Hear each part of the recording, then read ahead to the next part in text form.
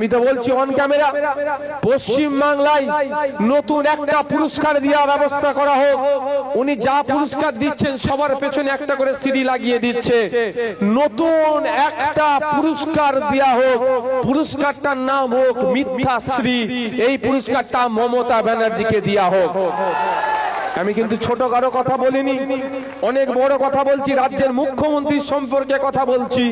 তৃণমূলের তো এখানকার এমপি কল্যাণ ব্যানার্জি মহাশয়।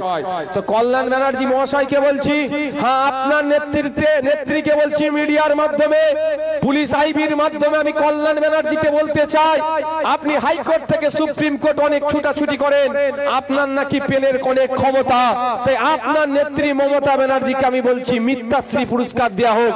পারলে আমার নামে একটা আইনত চ্যালেঞ্জ করুন, আমাকে দেখবো পারবেন। আমি চ্যালেঞ্জ করে বলছি, কারণ কোর্টে যাবে মুখ ফুলিয়ে, আইনের চড়কে মুখ ফুলিয়ে আসতে হবে।